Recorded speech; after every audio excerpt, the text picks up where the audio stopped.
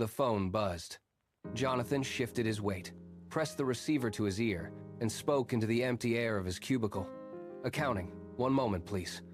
He clicked the transfer button. The line went silent. He checked the clock on his monitor. Exactly 9 a.m. For 3 years, this was the entire map of his existence. A stack of paper folders sat to his left, waiting to be sorted. A digital calendar sat to his right, demanding to be updated. The fluorescent lights hummed with a low, steady frequency that seemed to vibrate through his desk. He filed another report, moved the cursor, and organized the next executive meeting request. It was a perfect, self-contained loop. He looked around the office floor. His peers moved with the same frantic, repetitive energy, trapped in their own sets of tasks. He watched the seconds tick forward on the clock, each one identical to the last. He was not just answering calls, he was repeating a performance. He placed the receiver back in its cradle, took a breath, and reached for the next file, knowing exactly how the next hour would unfold before it even began. The routine remained, but Jonathan stopped looking at the paperwork. He started watching the people who generated it. He tracked the CEO, who retrieved air of the corner office every morning at 10. The man would stand perfectly still, staring at the blank far wall for 10 minutes. No phone, no documents, just silence. Jonathan noted the pattern. He logged the duration. He realized the silence was not a break. It was a decision-making process.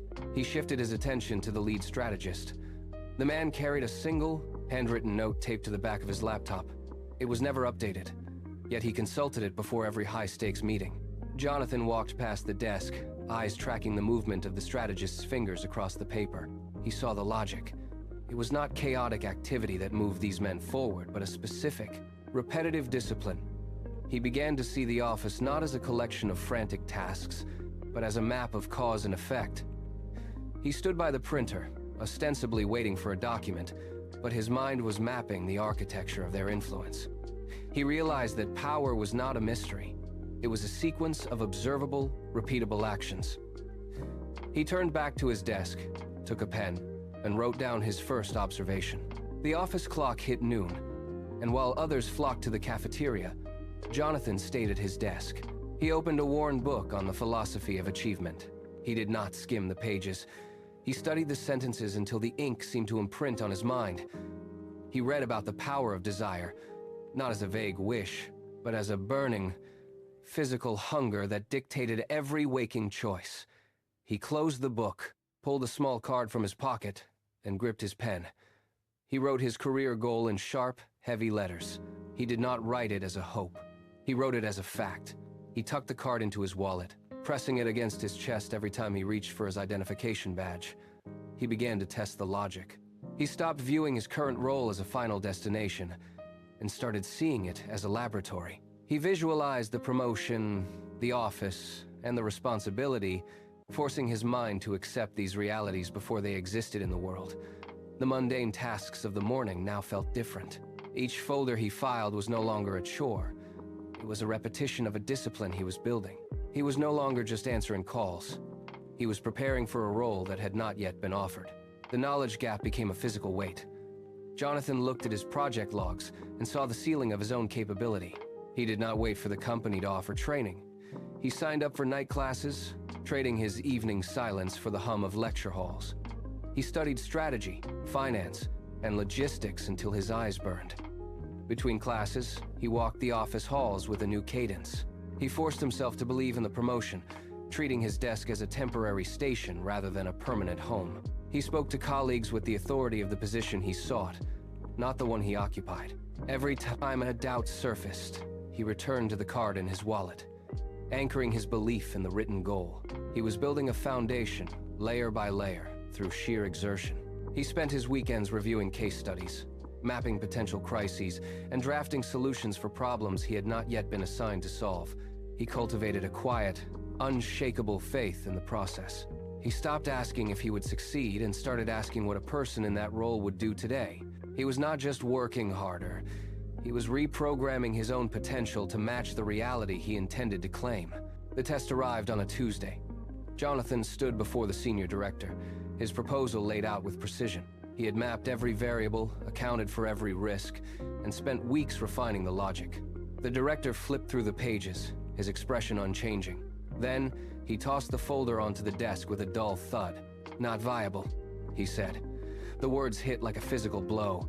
Jonathan watched as his months of calculated effort were dismissed in seconds. The project, his primary vehicle for proving his worth, stalled immediately. He returned to his desk, but the momentum had evaporated. The silence of the office felt heavier now, mocking the ambition he had so carefully cultivated. He stared at the blank screen, the weight of the rejection settling into his shoulders. He had done everything by the book, yet the results were absent. The doubt he had spent months suppressing surged forward, whispering that perhaps he was just playing a role he could never occupy. He looked at his hands, steady for the first time in hours, and felt the sharp, cold reality of the wall he had hit. This was not a minor setback.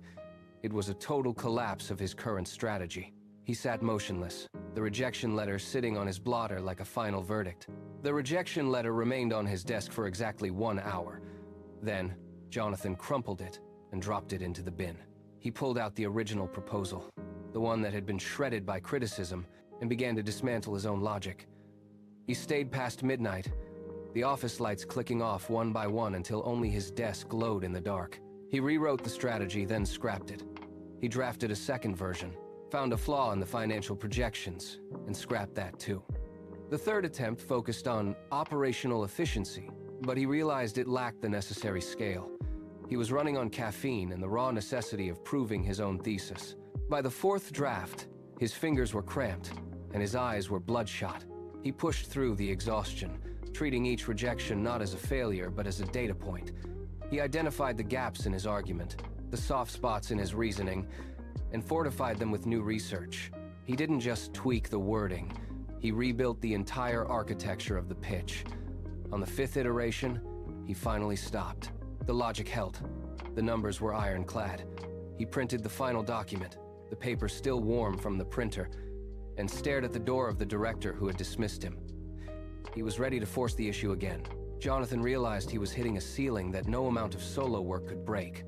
He approached two analysts, both known for their relentless ambition, and proposed a weekly ritual. They met every Friday. No small talk, no distractions.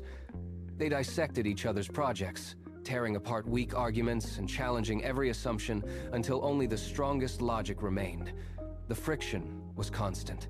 One Friday, they spent 3 hours debating a single market variable, eventually finding the flaw that had stalled Jonathan for weeks. The momentum shifted instantly. With their combined insight, his next project proposal sailed through the approval process without a single red mark.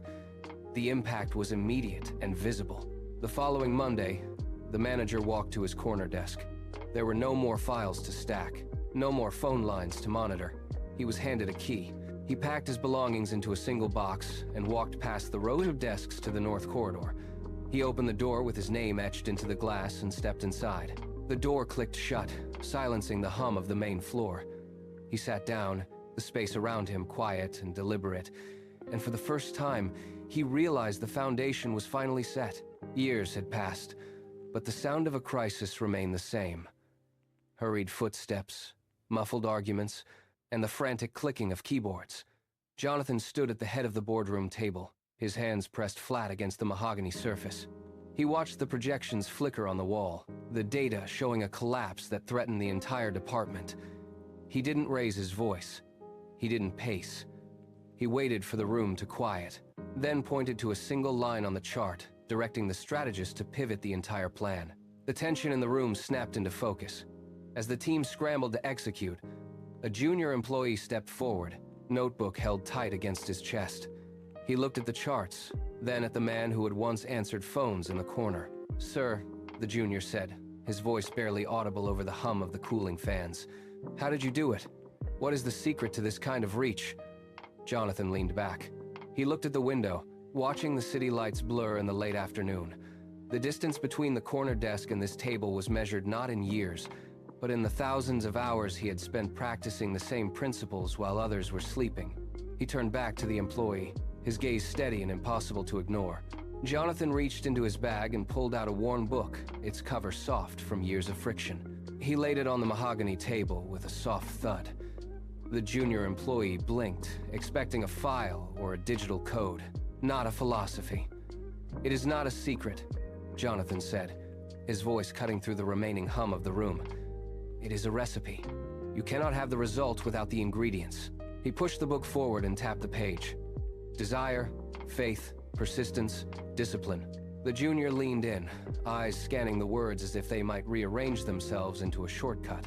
Jonathan shook his head. "You are looking for a hack, something to bypass the grind. But that is where everyone else fails." He stood up, his posture rigid. "They start with passion, but they quit the moment the results become invisible. That is the gap. Most people stop when they see no immediate reward. They refuse to practice the discipline when the work is quiet, thankless, and slow." He leaned over the table, his eyes locked on the junior.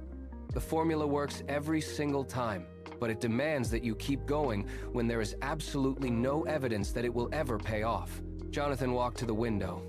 He looked out over the city skyline, the glass cool against his fingertips.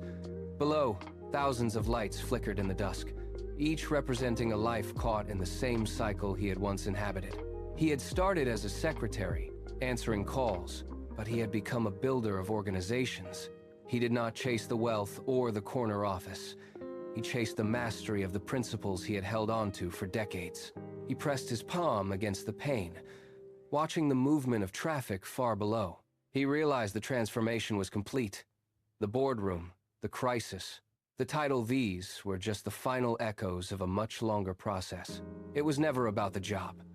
It was about the person he had built through consistent, principle-led action. The formula worked, not because it was hidden, but because he was the only one in the room willing to practice it every single day. He turned back to his team, his movements deliberate. The room felt different now. He was ready to begin again.